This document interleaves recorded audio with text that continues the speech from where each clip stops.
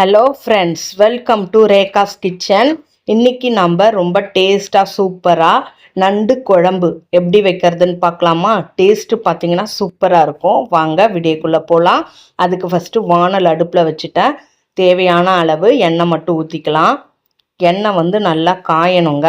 காஞ்சதும் 1 டீஸ்பூன் கடுகு, கொஞ்சமாக வெந்தயம், பெருஞ்சீரகம் 1 டீஸ்பூன் போட்டு நல்லா வெடித்ததும் 2 பெரிய சைஸு வெங்காயம் பொடியாக கட் பண்ணி வச்சுருக்கேன், ஆட் பண்ணிக்கலாங்க. ஆட் பண்ணி நல்லா வதக்கிக்கலாம். இந்த மாதிரி நம்ம வதக்கிக்கணும். வெங்காயம் நல்லா வதங்கினதுக்கப்புறம் 2 கொத்து கருவேப்பிலை போட்டுக்கலாம். கருவேப்பிலை போட்டு நம்ம நல்லா வதக்கி விட்டுக்கலாம். இந்த அளவுக்கு வதங்கினதுக்கப்புறம் 1/2 டீஸ்பூன் மஞ்சள் தூள் போட்டுக்கலாம். மஞ்சள் தூள் போட்டு நம்ம நல்லா வதக்கிக்கணும். தக்காளி பழம் 4 கட் பண்ணி வச்சுருக்கேன், அதையும் ஆட் பண்ணிக்கலாம். ஆட் பண்ணிவிட்டு நல்லா வதக்கிக்கலாம். அதையும் தக்காளி பழத்துக்கு தேவையான அளவு உப்பு போட்டுக்கலாம். உப்பு போட்டு வதக்கினா சீக்கிரம் வதங்கிடும், அதனால் நான் கொஞ்சமாக உப்பு போட்டிருக்கேன். இப்போ நல்லா வதங்கிடுச்சு பாருங்கள். இந்த ஸ்டேஜில் காரத்தூள் 1 டீஸ்பூன், வீட்டு குழம்புத்தூள் 2 டேபிள் ஸ்பூன் போடுறேன். கலந்து விட்டுக்கலாம். இந்த மாதிரி நம்ம எல்லாம் கலந்து விட்டதுக்கப்புறம் நான் 3/4 கிலோ நண்டு வாங்கியிருக்கேன், அதையும் ஆட் பண்ணிக்கலாம். ஆட் பண்ணி நல்லா மசாலாவில் பிரட்டி விடலாம். நல்லா அடியிலிருந்து மசாலாவில் பிரட்டி விடுங்க. நம்ம நல்லா பிரட்டி விடும்போது நண்டு மேலே நல்லா மசாலா ஒட்டி பிடிச்சி வரணும். அந்த அளவுக்கு நல்லா கலந்து விடுங்க. தண்ணி வந்து 1 சொம்பு வைக்கிறேன், ஊற்றியாச்சுங்க. நல்லா கலந்து விடுங்க. மசாலாலாம் நல்லா கரையணும். அந்த அளவுக்கு நம்ம நல்லா கிண்டி விடணுங்க. இந்த மாதிரி கிண்டி விட்டதுக்கப்புறம் நம்ம கொதிக்கட்டுங்க.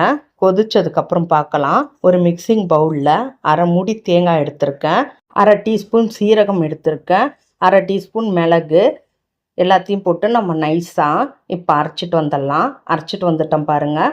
இந்த மாதிரி பேஸ்ட்டாக இருக்கணுங்க. இதுதான் நல்லா கரெக்டான பக்குவம். இப்போ நம்ம வதக்கணத்தில் ஆட் பண்ணிக்கலாங்க. ஆட் பண்ணிவிட்டு நல்லா கலந்து விட்டுக்கலாங்க.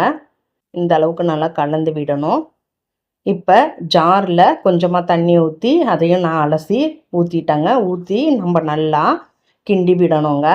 எல்லா இடத்துலையும் நல்லா பரவுற மாதிரி இந்த மாதிரி கிண்டி விட்டுட்டு ஒரு மூடி போட்டு மூடிடலாங்க. குழம்பு வந்து திக்கான பதத்துக்கு வரணும், அது வரைக்கும் நம்ம வெயிட் பண்ணலாம். இப்போ குழம்ப நம்ம திறந்து பார்ப்போங்க. திக்கான பதத்துக்கு வந்துடுச்சு.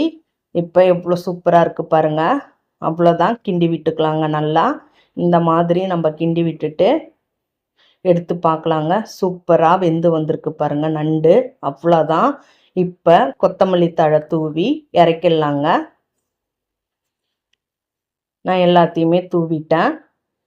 மறுபடியும் கிண்டி விட்டுட்டு நல்லா கிண்டி விடணும். கிண்டி விட்டுட்டு இப்போ நம்ம சேவ் பண்ணலாங்க.